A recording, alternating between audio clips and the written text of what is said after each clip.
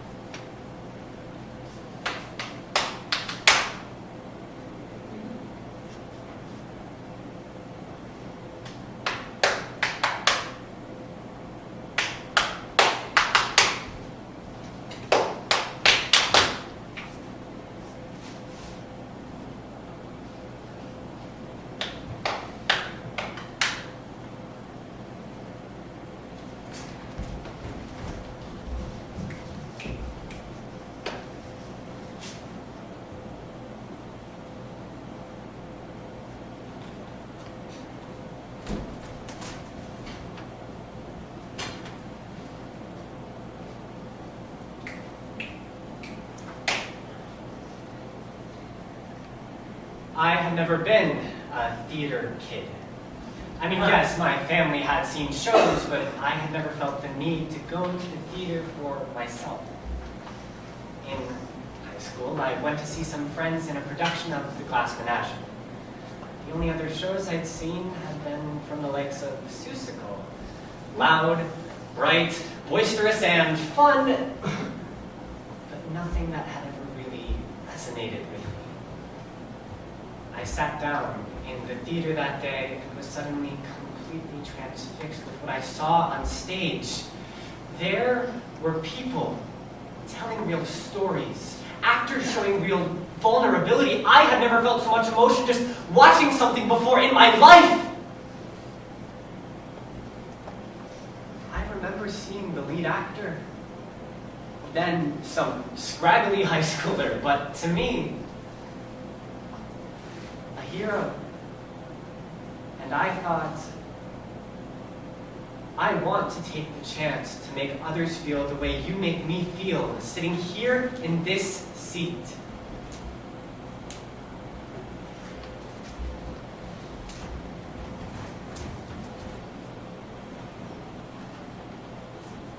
theater allows us to realize such feelings possible and even desirable elsewhere.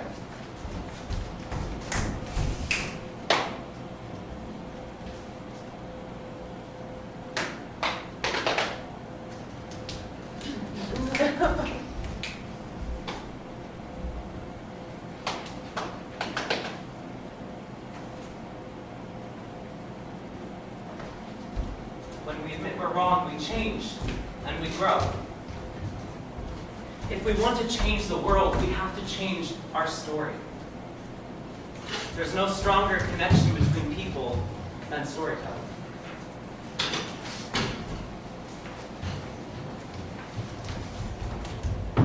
All early civilizations use some type of storytelling in order to educate not only the youth, but society as a whole. Humans acquired the ability to pass down their learning to the next generation.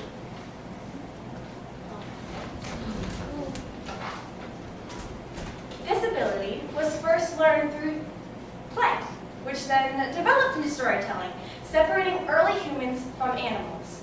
However, the use of storytelling as a way of educating others did not die with ancient civilizations.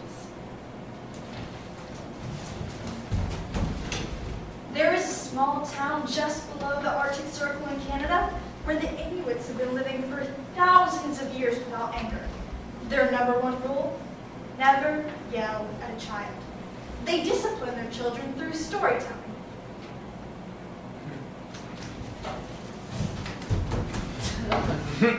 This use of storytelling as a form of discipline helps the community remain cool-headed.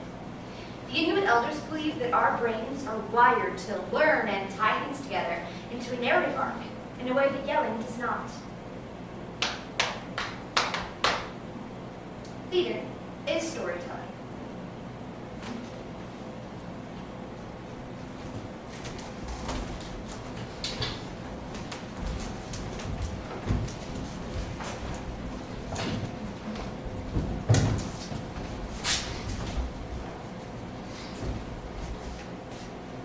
It was your typical kindergarten field trip.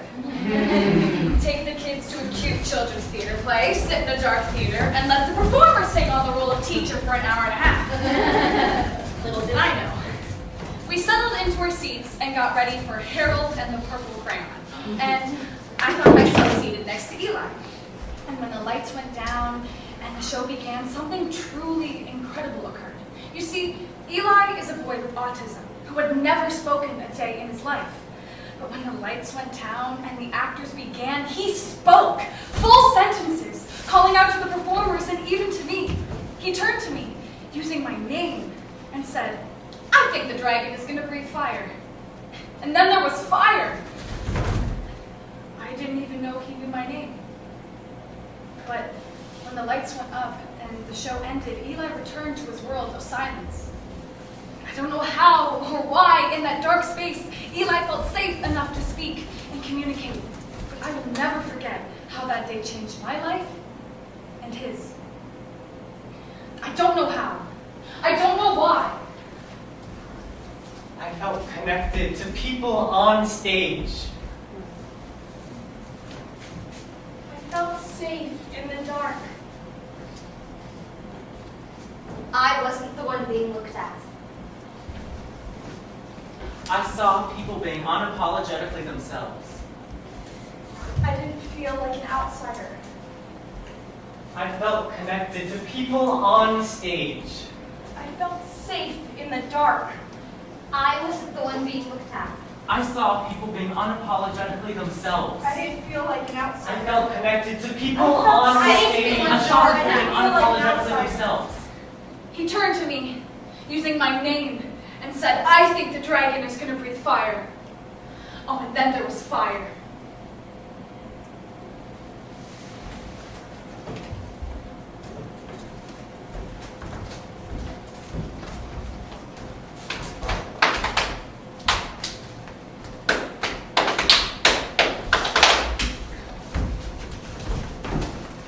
I didn't even know he knew my name. It was your typical kindergarten field trip. You take the kids to a cute children's theater play, sit in a dark theater, and let the performers take on the role of teacher for an hour and a half. Little did I know. We settled into our seats ready for Harold and the Purple Crayon, and I found myself seated next to Eli. And when the lights went down and the show began, something truly incredible occurred. You see, Eli is a bird with autism who had never spoken a day in his life. When the lights went down and the actors began, he spoke full sentences, calling out to the performers and even to me. He turned to me, using my name, and said, "I think the dragon is going to breathe fire." And then there was fire. We have a part to play from the moment we enter the theater. There's a sense of responsibility that allows us to think about everyone else in the theater and not just our own experience.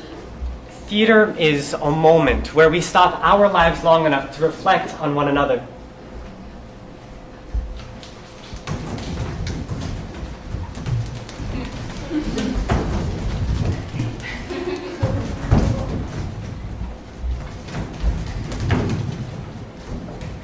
The mirror neuron system in our brains activates whether we perform an action or you watch somebody else perform the same action.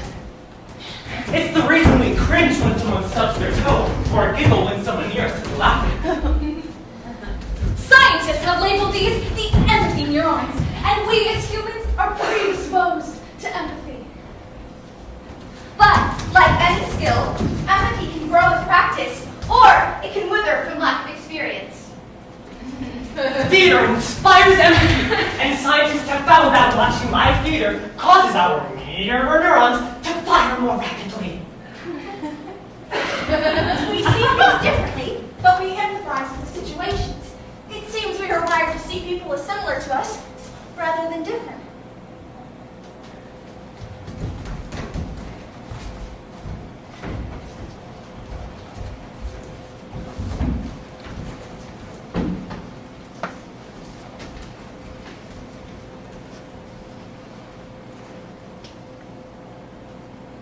So, how shall I say this? My dad has always been a pretty emotionless person. I mean, I do theater. And, of course, he's supportive. He always came to see the shows I was in, but only because I was in them. I kind of just accepted that that would be the way it always was. Then, I was doing his production. And as normal, my dad came to see the show. But something was different. He was alone.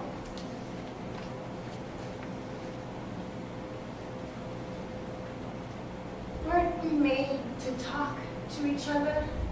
Weren't we made to stay in the same room? To think about that which we have in common rather than that which is different? What if we were made to laugh? And what if we were made to cry? But the key is that we were made to do these things together, not alone. Now, I don't know what went through his head that night, and I can't even hope to imagine. But when he came out of the theater, I saw someone I had never met. I saw a different man. Now, the show in itself had a simple message. Tell the people you love what they mean to you before you lose the chance. This must have really resonated with him because he came out of the theater saying how much he appreciated me and my family. For the first time in my life, I met my dad.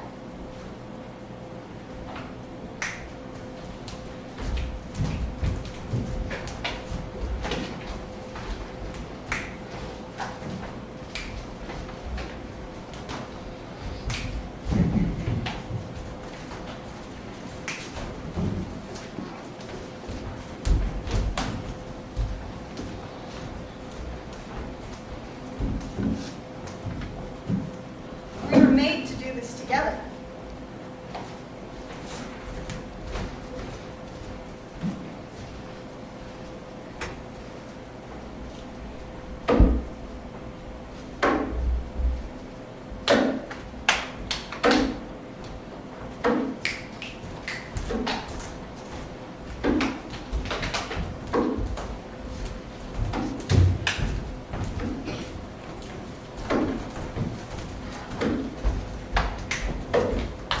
Usually, we have a heartbeat that is unique to us.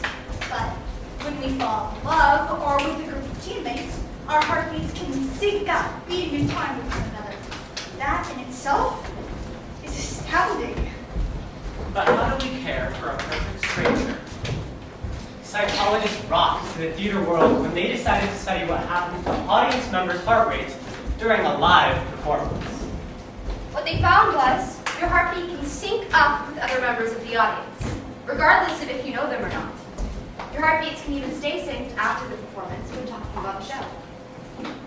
During a performance, audience members' heart rates accelerate and decelerate at the same rate.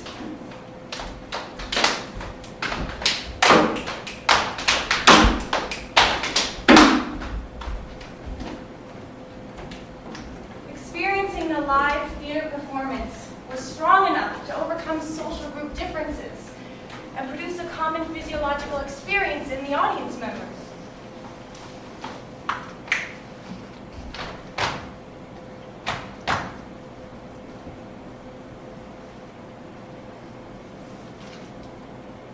Where do we go from here? In a world where we're blind to the needs of others. In a world with a generational divide. In a world where we're desensitized by media. In a world where we refuse to admit when we're wrong. In a world of ignorance. In a world where we are guided by hate. Going to the theater acts as a moral compass. It gives us questions to think about. Theater is a transformative experience. It enables us to see through the eyes of other people. It changes people. It inspires. It engages. It educates.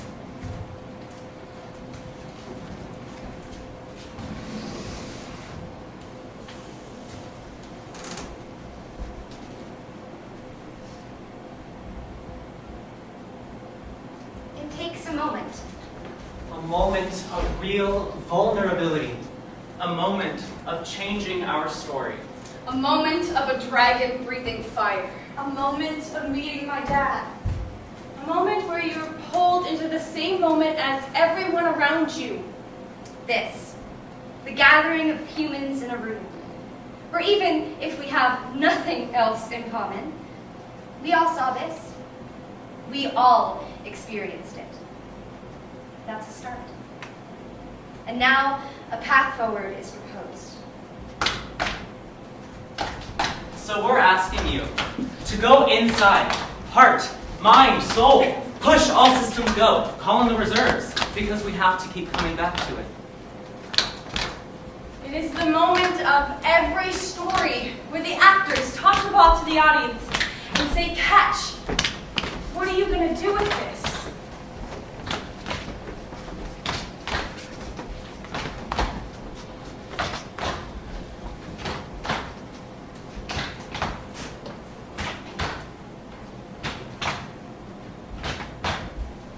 Theater with a live audience has created a bond that has existed for thousands of years.